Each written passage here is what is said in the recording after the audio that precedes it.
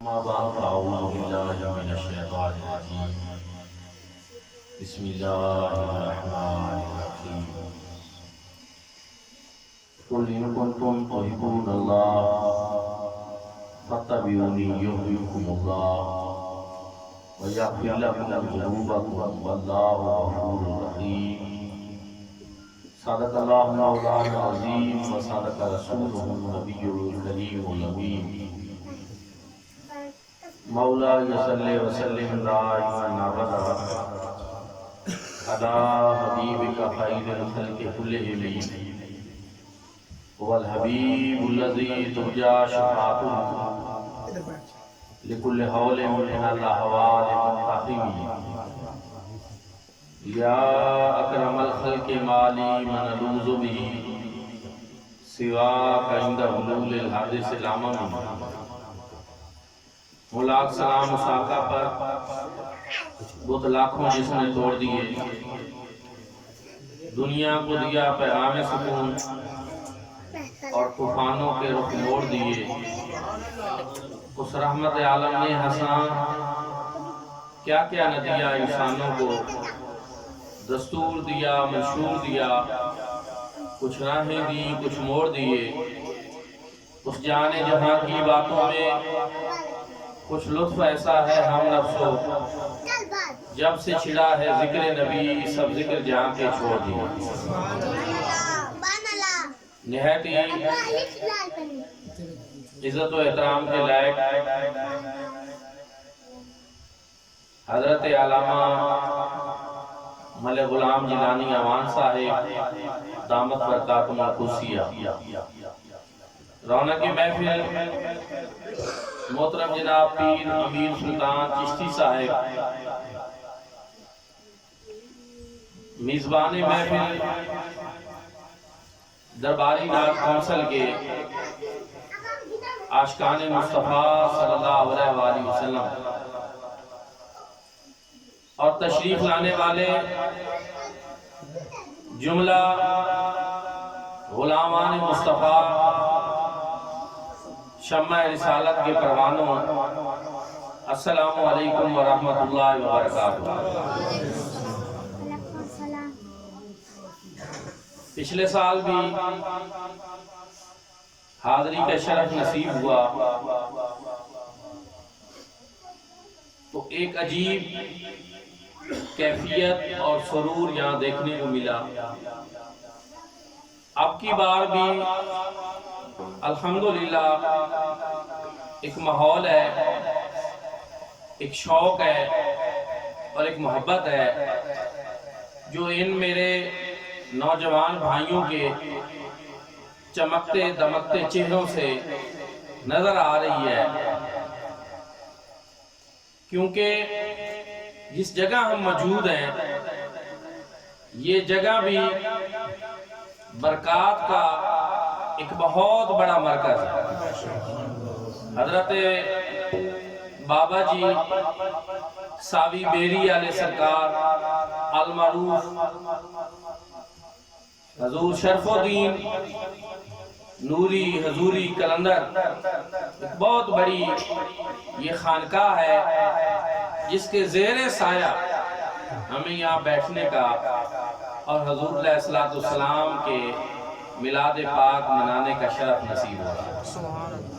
تو یہ ایک بڑی سعادت ہے، خوش بختی ہے، اور اسی وجہ سے میں سمجھتا ہوں کہ یہاں کی محفل کا ماحول ہمارے وادی سون کی دیگر محفل سے مختلف ہوتا ہے۔ حضرات ذوالفقار، اللہ رب العزت کی ذات کا عرفان حاصل کرنے کے لیے حقیقی واسطہ ایک ہی ہستی ہے، اور وہ ہستی حضور نبی کریم صلی اللہ علیہ وسلم۔ باقی جتنے راستے ہیں، جتنے واسطے ہیں، وہ سارے حضور نبی کریم صلی اللہ علیہ وآلہ وسلم کی ذات سے تعلق رکھتے ہیں۔ یا وہ آپ کی تعلیمات ہوں گی، یا آپ کے وہ اعمال ہوں گے یا افعال ہوں گے یا اقوال ہوں گے، قرب الہی کے جتنے راستے ہیں، لیکن اللہ رب العزت کی ذات تک قرب خدا کا حقیقی راستہ اور واسطہ ایک ہی ہے جو مصطفیٰ کریم صلی اللہ علیہ وآلہ وسلم کی چوکٹ سے ہو کر گزرتا ہے۔ حضور علیہ السلام جب مکہ سے ہجرت فرما کر مدینہ طیبہ تشریف لے گئے تو وہاں یہودی تھے۔ مکہ میں تو صرف مشرک تھے، مدینہ میں یہودی بھی تھے۔ حضور علیہ السلام نے یہودیوں کو دعوت اسلام دی۔ انہوں نے کہا کہ ایک نبی اور پیغمبر تو اللہ تک پہنچنے اور رابطے کا ذریعہ اور وسیلہ ہوتا ہے، تو وہ ہمارے پاس آلریڈی موجود ہے کہ ہم اللہ کو مانتے ہیں، حضرت موسیٰ علیہ السلام کا کلمہ پڑھتے ہیں، وہ کلیم اللہ تھے، اللہ سے براہ راست ہم کلام ہوتے تھے، اور ان کا ایک اللہ کے ہاں بڑا مقام اور مرتبہ تھا، اس لیے ہمیں آپ کا کلمہ پڑھنے کی ضرورت نہیں، آپ کی اتباع اور غلامی کی ضرورت نہیں۔ رب تعالیٰ نے یہود مدینہ کے اس قول کے جواب میں اپنے محبوب کی زبانی قرآن پاک میں ارشاد فرمایا، قُلْ إِن كُنتُمْ تُحِبُّونَ اللَّهَ فَاتَّبِعُونِي يُحْبِبْكُمُ اللَّهُ۔ اے محبوب فرما دیجئے کہ اگر تم اللہ سے محبت کے دعوے دار ہو، فَاتَّبِعُونِي، پس میری اتباع کرو، یحببکم اللہ، اللہ تمہیں اپنا محبوب بنا دے۔ حضرات، ایک ہے کسی کا یہ دعویٰ کرنا کہ میں فلاں سے محبت کرتا ہوں، اور یہ دعویٰ تو کوئی بھی کر سکتا کہ میں فلاں سے محبت کرتا ہوں، یا میں اللہ سے محبت کرتا ہوں، اس کے رسول سے محبت کرتا ہوں، ایک بات ہے، اور یہ دعویٰ دنیا میں ہر کوئی کرتا رہتا ہے، لیکن کمال تو یہ ہوگا جب رب فرما رہا ہو کہ اس بندے کو میں نے اپنا محبوب بنایا۔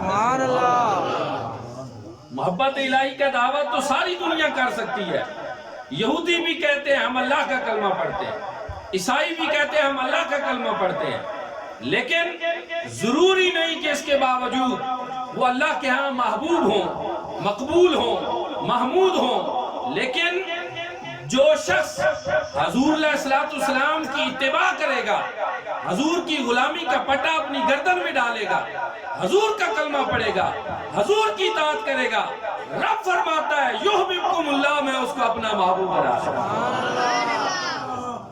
اور پھر ارشاد فرمایا، یہ شان نزول اس آیت کریمہ کا یہود مدینہ کے بارے میں فرمایا، وَيَغْفِرْ لَكُمْ ذُنُوبَكُمْ وَاللَّهُ غَفُورٌ رَحِيمٌ، اور اللہ تمہارے گناہ بھی بخش دے گا، اور اللہ بڑا بخشنے والا اور بڑا رحم فرمانے والا ہے۔ یہاں غوث زمان، مفسر قرآن، نباز عصر، حضرت ضیاء الامت جسٹس پیر محمد کرم شاہ الازہری رحمۃ اللہ تعالی علیہ اس آیت کریمہ کی تفسیر میں لکھتے ہیں کہ اے غلامان مصطفیٰ، اس پہ ذرا غور کرو اور توجہ دو کہ یہ تو یہودیوں کو کہا جا رہا ہے کہ اگر تم بھی کلمہ پڑھ لو اور حضور کی غلامی اختیار کر لو تو اللہ تمہیں اپنا محبوب بھی بنائے گا اور تمہارے سارے پہلے گناہ بھی معاف کرے گا۔ اگر یہودیوں کو اتنی بڑی آفر رب کی طرف سے اس بات پہ ہو رہی ہے کہ وہ حضور کا کلمہ پڑھیں، حضور کی اتباع کریں، تو ان کو اتنے انعامات ملیں گے۔ فرمایا تم حضور کا کلمہ پڑھتے ہو، حضور کے نام لیوا ہو، محبت رسول کا دم بھرتے ہو، غلامی رسول کے نعرے لگاتے ہو، اگر تم حضور علیہ السلام کی کامل اتباع کر لو، رب تعالیٰ تمہیں کتنی عظمت و شان سے نوازے گا۔ اور صرف یہ نہیں کہ رب نے یہ دعویٰ کیا ہو اور اس کی کوئی عملی صورت ہمارے سامنے نہ آئی ہو، نہیں، جب مصطفیٰ کریم کے غلاموں نے، صحابہ کرام نے حضور علیہ السلام کی اتباع شروع کی، اور یہاں میں تھوڑا سا اتباع پہلے آپ کو بتا لوں کہ اتباع کس چیز کا نام ہے، کس انداز میں ہوتی ہے، یہ سمجھنا بڑا ضروری ہے۔ ایک قرآن پاک میں چیز ہے اطاعت اور ایک ہے اتباع۔ اطاعت میں اللہ رب العزت نے اپنی اطاعت کا بھی حکم دیا ہے اور اپنے رسول کی اطاعت کا بھی حکم دیا ہے، اطیعوا اللہ و اطیعوا الرسول۔ یہ الگ بات ہے کہ ایک جگہ پہ رب تعالیٰ نے وضاحت فرما دی کہ من یطع الرسول فقد اطاع اللہ، کہ میرے رسول کی اطاعت ہی میری اطاعت، تاکہ کوئی پریشانی میں نہ رہے، تاکہ کسی کو غلط فہمی نہ رہے کہ یہ کوئی دو الگ الگ اطاعتیں ہیں یا کوئی دو الگ الگ دروازے ہیں، کوئی دو الگ الگ جگہ ہیں جہاں پہ ہمارا مقصد حل ہوگا۔ فرمایا نہیں، من یطع الرسول فقد اطاع اللہ۔ اعلیٰ حضرت نے اسی کا ترجمہ اپنے انداز میں کر دیا کہ با خدا، خدا کا یہی ہے در۔ سبحان اللہ۔ یہ با خدا جو ہے نا فارسی میں قسم اٹھانے کو کہتے ہیں کہ مجھے خدا کی قسم، با خدا، خدا کا یہی ہے در، نہیں اور کوئی مفر مکر۔ اب چونکہ زمانہ بدل رہا ہے، سکولوں میں بھی وہ اردو نہیں رہی، تو وہ لطف ہر لفظ کا اٹھانا مشکل ہوتا ہے، لیکن میں آپ کو بتا دیتا ہوں۔ مفر، مفر کہتے ہیں کہ ایک بندہ ہے، اس نے یہاں کوئی غلطی کی، کوئی مسئلہ کھڑا کیا، اس کو ڈر پیدا ہوا، تو وہ یہاں سے بھاگ کر کراچی چلا گیا کہ یہاں نوشہرے کی پولیس مجھے پکڑ لے گی، میں کراچی چلا جاتا ہوں۔ ایک بات ہے، اس نے راہ فرار اختیار کی، بھاگ گیا کسی جگہ پہ دوسرے شہر میں۔ مکر جائے قرار کو کہتے ہیں کہ اس کو ایک ایسی جگہ ملی کہ کوئی اس کا دوست تھا جس نے اس کو اپنے یہاں چھپا لی، پناہ دے دی۔ دو چیزیں ہو گئی، مفر اور مکر، کہ کوئی فرار ہونے کی جگہ ہو یا کوئی جائے پناہ ہو جہاں وہ پناہ لے لے۔ لیکن سنیں، اعلیٰ حضرت کہتے ہیں با خدا، خدا کا یہی ہے در، نہیں کوئی اور مفر مکر جو وہاں سے ہو، یہی آگے ہو جو یہاں نہیں وہ وہاں۔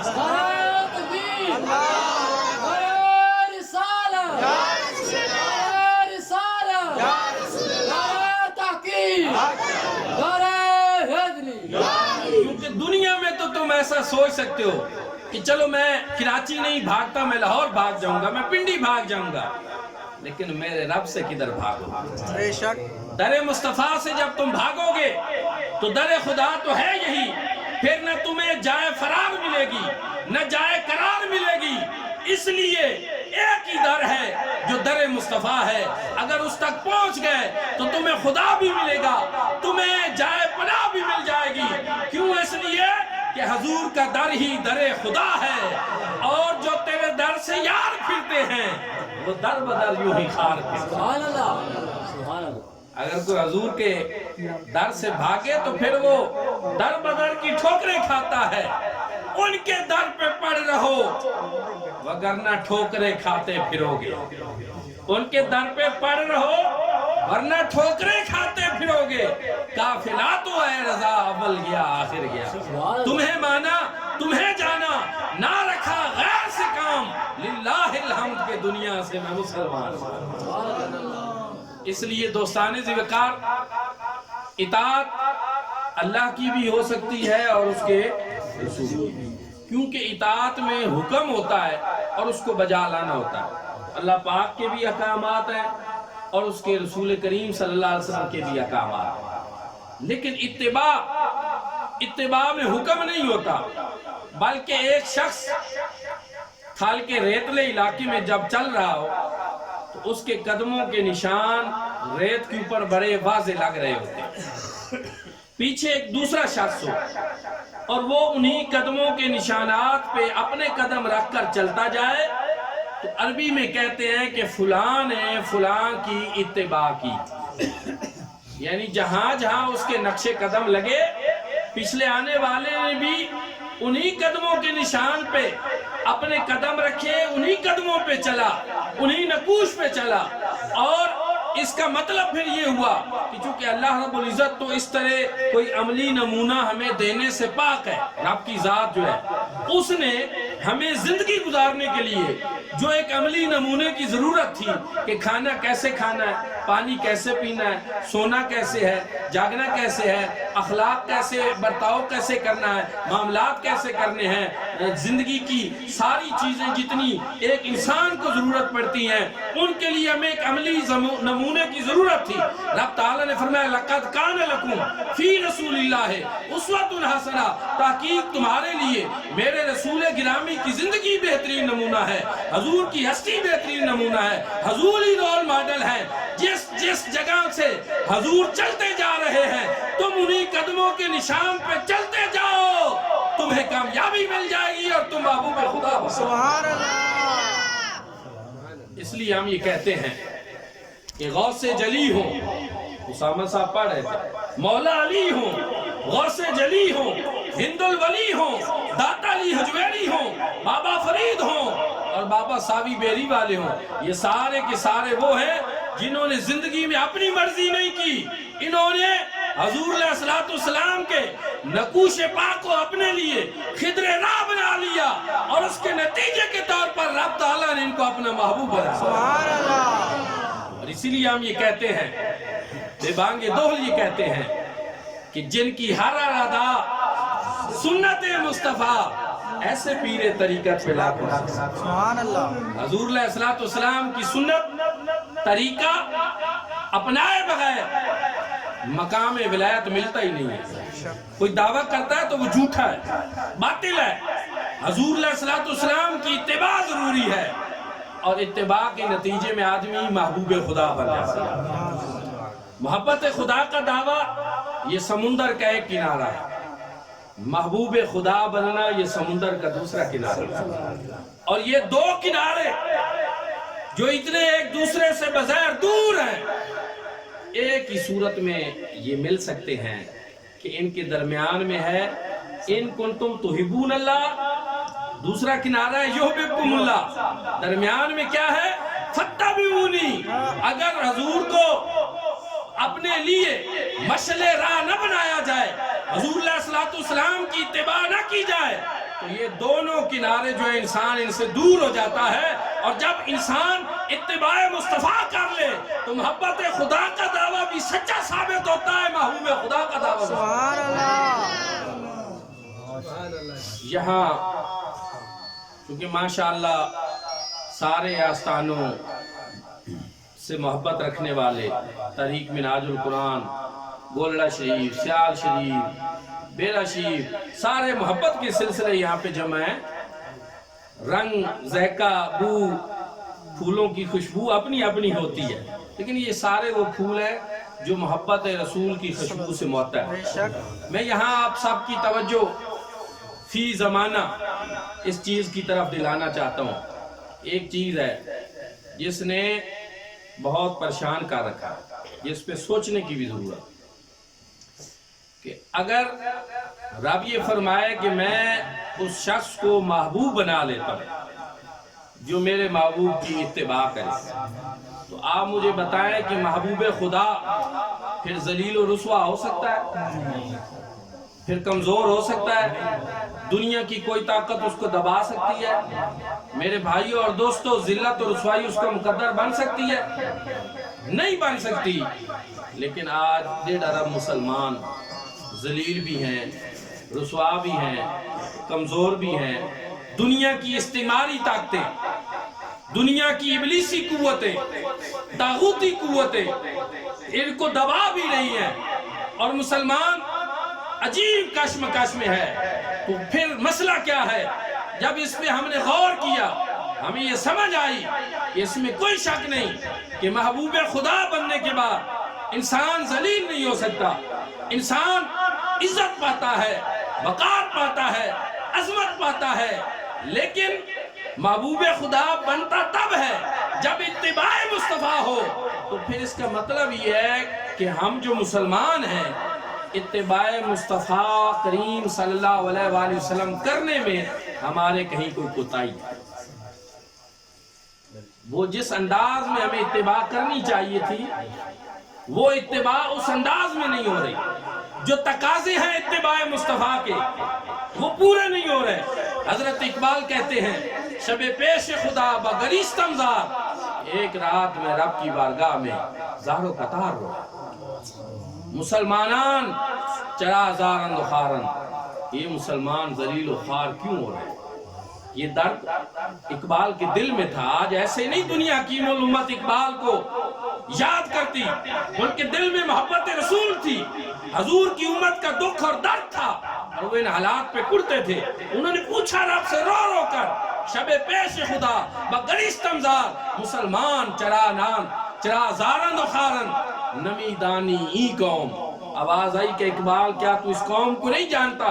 دل دارن و محبوب ندارن، یہ وہ قوم ہے جو دل تو رکھتی ہے لیکن اس دل میں محبوب حجازی کی اس طرح محبت نہیں ہے، اس طرح کی کامل محبت اتباع والی، اطاعت والی وہ نہیں رکھتی کہ یہ نام کے مسلمان ہیں، زبان سے کہہ بھی دیا لا الہ تو کیا حاصل، دل و نگاہ مسلمان نہیں تو کچھ بھی نہیں۔ یعنی کردار کے کھوکھلے یہ مسلمان ہیں، گفتار کے غازی ہیں، کردار کے غازی نہیں ہیں، اور اس کی وجہ سے آج مسلم امہ کی یہ صورت ہے۔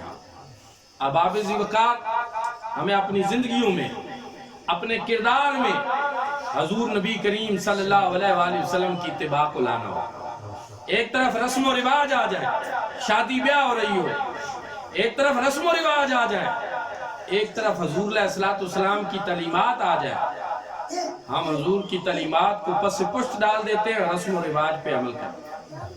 حضور نے فرمایا بہترین ولیمہ وہ ہے جو مختصر ہو، بہترین ولیمہ وہ ہے جس میں غرباء اور مساکین کو کھانا کھلایا جائے، اور میرے سمیت آپ سب کی یہ خواہش ہوتی ہے کہ ہمارے ولیموں پہ کوئی علاقے کا سب سے بڑا سیاستدان، سب سے بڑا امیر آدمی وہ آئے، اس سے ہماری عزت افزائی۔ ایک بات ہے، ایک سوچ ہے، لیکن یہ ساری چیزیں ہمیں سوچنا ہوگی اور ان پہ غور کرنا ہوگا۔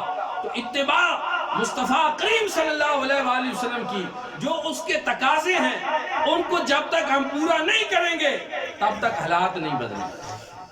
حضرت بایزید بستامی رحمت اللہ تعالی علیہ کے پاس ایک ہندو آتا تھا، آپ کا عقیدت مند ہو گیا، آپ کی بارگاہ میں آ کر بیٹھتا، آپ کی باتیں سنتا۔ حضرت جو تھے انہوں نے اس ہندو کو کبھی کوئی بات نہ کی کہ تو ابھی تک کیوں ہندو ہے، تو کلمہ کیوں نہیں پڑھتا، تو ایسا کیوں نہیں، ویسا کیوں نہیں۔ کیوں؟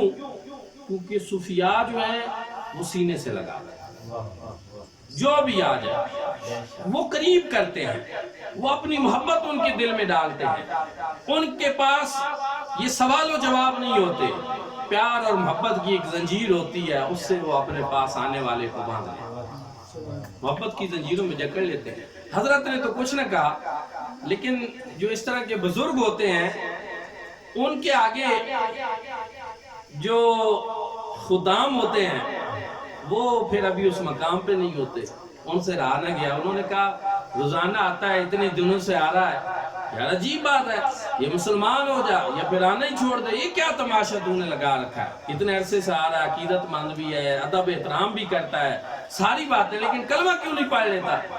حضرت بایزید بستامی کی بارگاہ میں آنے والے اس ہندو نے جواب دیا، اس نے کہا میں بھی کئی دنوں سے سوچتا رہتا ہوں، روزانہ آتا ہوں، سوچتا ہوں کہ آج حضرت کے بیعت ہو جاؤں، آج کلمہ پڑھ لوں گا، لیکن جب میں دیکھتا ہوں کہ مسلمان بننے کا معیار اگر حضرت بایزید بستامی جیسا رکھنا ہے تو پھر میں ڈر جاتا ہوں کہ میں اس معیار پہ پورا نہیں اتروں گا، یہ بڑا مشکل کام ہے۔ اور جب میں دیکھتا ہوں نا کہ مسلمان کلمہ پڑھ کر آپ جیسا بننا ہے تو پھر اپنے میں اور تمہارے میں مجھے کوئی خاص فرق نظر نہیں، پھر تو وہ سارے کام وہ جو میرے اندر ہیں ہندو میں وہ آپ بھی وہی مسلمان ہو کر بھی وہی کر رہے ہیں، اس لیے میں کلمہ نہیں پڑھتا۔ اور یقین جانے آج وہ وقت کیوں نہیں رہا جب لوگ ہمارے بزرگوں کو دیکھ کر کلمے پڑھتے تھے، ان کے کردار کو دیکھ کر کلمے پڑھتے تھے، ان کی سیرت سے متاثر ہوتے تھے۔ آج ہم مسلمانوں کی دیکھ کر صورتحال تو لوگ الٹا اسلام سے برگشتہ ہو رہے ہیں، وہ کہتے ہیں ایسا مسلمان بننا ہے، ان میں کون سی خوبی ہے؟ کوئی ان کے اسلاف والی، بزرگوں والی، کون سا ایسی ان میں چیز ہے کہ ان کی سیرت دیکھیں، کردار دیکھیں، گفتار دیکھیں، معاملات دیکھیں، اخلاقیات دیکھیں، ان کا صبر دیکھیں، تحمل دیکھیں، عفو درگزر دیکھیں، کون سی چیز ان میں ہے؟ یہ تو آپ کردار کے کھوکھلے مسلمان ہیں۔ اور یہ وائے ناکامی متاع کارواں جاتا رہا، کارواں کے دل سے سر سے زیاں جاتا۔ اب ہمیں رونا تو اس بات پہ ہے کہ ہم اس بات کا احساس ہی نہیں ہے کہ آج ہماری صورتحال دیکھ کر لوگ اسلام سے برگشتہ ہو رہے ہیں، دین سے دور ہو رہے ہیں، ورنہ ہمارے بزرگوں کو دیکھ کر تو لوگ کلمہ پڑھ لیا کرتے ہیں۔ یہ بڑے صغیر میں کب یہاں پہلے کوئی مسلمان تھا؟ یہ مسلمان داتا علی جویری نے کی ہے، خواجہ اجمیری نے کی ہے، حضرت بابا فرید نے کی ہے، حضرت سلطان باؤ نے کی ہے۔ میرے بھائی اور بزرگوں کا فیض ہے کہ جو آج اسلام کا پرچم یہاں سر بلند ہے، لیکن ہمارا کیا طریقہ ہے، ہماری کیا خدمات ہیں؟ تو میرے دوستوں اور بھائیوں، فرمایا کہ جو حضور کی اتباع کرے گا، فرمایا یحببکم اللہ، تو اللہ اس کو اپنا محبوب بنا۔ جو محبوب خدا بن جاتا ہے پھر اس کو مقام ملتا ہے، اس کو عزت ملتی ہے۔ آؤ اس راز کو تلاش کریں جو اتباع مصطفیٰ کریم صلی اللہ علیہ وآلہ وسلم میں ہے، اور جس کے ذریعے ہمیں محبوب خدا بنا۔ جب بندہ محبوب خدا بنتا ہے تو پھر وہ خالی خولی نہیں ہوتا۔ حضرت شیخ سعدی بغداد سے ملتان کی طرف ان دنوں روانہ ہوئے جب ملتان میں ہلاکو خان اور چنگیز خان نے تباہی گلا تھی۔ انہوں نے کہا حالات خراب ہو گئے بغداد کے، تو ہم ملتان چلتے ہیں، وہاں ہمارے پیر بھائی ہیں حضرت غوث بہاؤالدین زکریا ملتانی، حضرت غوث العالمین، میرے پیر بھائی ہیں، ان کے پاس چلتا ہوں تو حالات ادھر اچھے ہیں ابھی، تو چلو وہاں کوئی سکون آئے۔ راستے میں چل پڑے، اکیلے تنہا جنگل میں پہنچے تو ایک عجیب منظر دیکھا۔ ایک شخص ہے، بزرگ ہے، شیر کے اوپر سواری کر رہا ہے، اور ایک بہت بڑا اژدہا ناگ وہ اس نے ہاتھ میں پکڑا ہوا اور اس کا چابک بنایا ہوا۔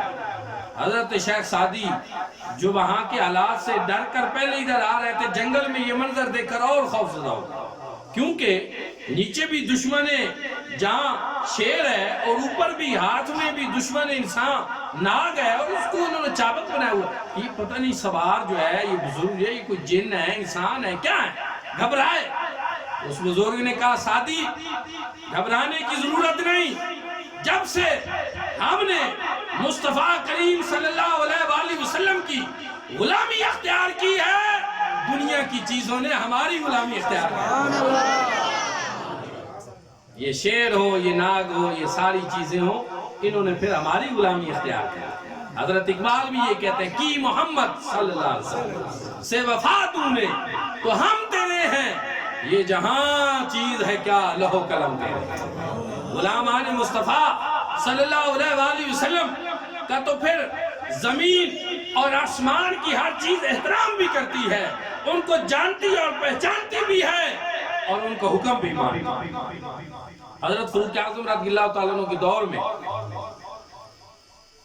زلزلہ آیا مدینہ طیبہ کی سرزمین پہ، آپ نے اپنا کوڑا نکالا اور زمین پہ وہ درہ مارا اور کہا اے زمین تو کس لیے کپ کپا رہی ہے، تیرے اوپر کیوں لرزہ تاری ہے، تیری آج ایسی حالت کیوں ہے، کیا تیرے اوپر جناب عمر انصاف نہیں کر رہے؟ وہ دن اور آج کا دن مدینہ طیبہ میں پھر کبھی زلزلہ نہیں آیا۔ اچھا یہاں میں ایک بات آپ سے بھی پوچھتا ہوں کہ زمین کو کیسے پتا چلا کہ یہ درہ کون مار رہا ہے اور اس کا مطلب کیا ہے، اور آئندہ زلزلہ ہونا ہے کہ نہیں ہونا؟ اس کا مطلب یہ ہے کہ اس درے کے بعد زلزلہ ختم ہو گیا اور ابھی زلزلہ آیا ہی نہیں، تو زمین نے بھی پہچانا کہ نہیں؟ اور پھر جناب فاروق اعظم کو اگر یہ پتا ہوتا کہ یہ تو زمین ہے، اور اس کو کیا پتا کہ میں اس کو کیا کہہ رہا ہوں، کیوں درہ مار رہا ہوں؟ نہیں، فاروق اعظم نے اپنا عقیدہ ظاہر کیا کہ میں غلام مصطفیٰ ہوں، مصطفیٰ کریم صلی اللہ علیہ وآلہ وسلم کی اتباع اور اطاعت کرتا ہوں، تو پھر زمین کے لیے بھی یہ لازم اور ضروری ہے کہ وہ میری اتباع کرے، وہ میری بات کو مانے۔ اور اسی طرح کا دوسرا واقعہ، حضرت عمر ابن العاص نے مصر کے جو گورنر تھے خط لکھ دیے کہ یہ دریائے نیل یہ رواں نہیں ہوتا، یہ رک جاتا ہے جب تک کہ ایک کنواری لڑکی کو اس دریا کی بھینٹ نہ چڑھا دیا جائے۔ جناب فاروق اعظم کو یہ پتہ چلا، فرمایا اس رسم کبھی کو، اس رسم بد کو ختم کرو، یہ میرا خط ہے، یہ دریا تک پہنچاؤ۔ اور خط میں جناب فاروق اعظم نے لکھا، اے دریائے نیل سن، اگر تو اپنی مرضی سے جاری ہوتا ہے تو ہمیں تو اس سے کوئی غرض نہیں، اور اگر تو رب کی مرضی سے جاری ہوتا ہے تو پھر تجھے آئندہ رکنا نہیں چاہیے۔ وہ دن اور آج کا دن دریائے نیل کی روانیوں میں پھر کمی نہیں آئی۔ جناب فاروق اعظم تو اگر یہ معلوم نہ ہوتا کہ دریا میری بات سمجھے گا، میرا خط پڑھے گا اور سمجھ جائے گا کہ کیا پیغام ہے، تو وہ خط لکھتے ہی نہ۔ آپ کا خط لکھنا، دریا کا ہمیشہ کے لیے جاری ہو جانا، یہ اس بات کی دلیل ہے کہ جو صدق کے دل سے حضور کی غلامی کا پٹا اپنی گردن میں ڈال لیتے ہیں، پھر کائنات کی ساری چیزیں ان کے غلام ہو جاتی ہیں۔ السلام سے بڑی محبوب خدا ہستی کون ہے؟ لیکن میرے آقا نے مسجد نبی میں آ کر ہمیشہ نماز پڑھی، جنگوں کے دوران بھی نماز پڑھی، سفر کے دوران بھی میرے آقا نے نماز پڑھی۔ حضور نے تو کبھی نہیں یہ فرمایا کہ میں تو خدا کے ہاں پڑھتا ہوں تم سب پڑھو، حضور نے نہیں، صحابہ کرام نے ایسا نہیں کیا۔ پھر اور کون آ گئے ایسے؟ 11ویں شریف کا مہینہ بھی شروع ہو گیا ہے، حضور پیران پیر دستگیر، محبوب سبحانی، قطب ربانی، شہباز لامکانی، شیخ عبدالقادر جیلانی، الحسنی والحسینی، ان سے بڑا پیر اور کون ہے؟ ساری زندگی انہوں نے عملی طور پر نماز پڑھی، روزے رکھے، بچپن میں پنگھورے میں بھی روزے رکھے، اور اس کی ایک وجہ بتائی جاتی ہے، حالانکہ بچپن میں بچے کے اوپر روزہ نہیں ہے، لیکن حضور غوث پاک روزہ کیوں رکھتے تھے؟ اس لیے کہ آپ یہ سمجھتے تھے کہ جس کا تعلق مصطفیٰ کریم سے جتنا زیادہ ہو، اس کے لیے شریعت کی پابندی اتنی زیادہ ضروری ہوتی ہے۔ یہ ضروری چیز ہے کہ جو جس ہستی سے جتنا زیادہ اپنا تعلق ظاہر کرتا ہے، اپنی نسبت ظاہر کرتا ہے، تو پھر اس کے لیے اپنے کردار کو بہتر کرنا بھی اتنا زیادہ ضروری ہے۔ بندہ کہ میں غلام مصطفیٰ ہوں، میں عاشق مصطفیٰ ہوں، اور پھر انسان بدعمالیاں کرے تو پھر سرکار کو کیا منہ دکھائے، اور لوگ کیا کہیں گے کہ ایسے غلامان مصطفیٰ ہوتے ہیں۔ اس لیے میرے بھائیوں اور دوستو، جب ہم اس قسم کے نعرے لگاتے ہیں، اس قسم کی تبلیغ کرتے ہیں، اس قسم کے بیانات کرتے ہیں اور اس قسم کے سلسلے کرتے ہیں، تو پھر ہمیں چاہیے کہ ہم اپنے کردار کو بھی اس سانچے میں ڈھالیں جو غلامان مصطفیٰ کرتے ہیں۔ یقیناً تبدیلی آئے گی، یقیناً حالات بدلیں گے، اور دنیا میں یہ جو ذلت و رسوائی ہمارا مقدر بن چکی ہے، یہ بدلے گی۔ حضور علیہ السلام کی اتباع کے عملی پہلو جو ہیں ان پہ بات ہونی چاہیے۔ حضور علیہ السلام نے کس طرح مکہ کے بدوؤں کی زندگی بدلی، کس طرح مدینہ کے خارزاروں کو گلستان محبت بنا دیا، کس طرح صحرا نشینوں کو دنیا کے اوپر حکمرانی کرنے کا درس دیا، اور دنیا کی سپر پاوریں مسلمانوں کے قدموں میں آ لگی۔ آج بھی ہم اگر انہی اصولوں پہ، انہی ضابطوں پہ عمل کریں تو وہ دن دور نہیں جب پھر مسلمان ایک بہت بڑی قوت بن جائے، ایک بہت بڑی طاقت بن جائے گا۔ یہ جو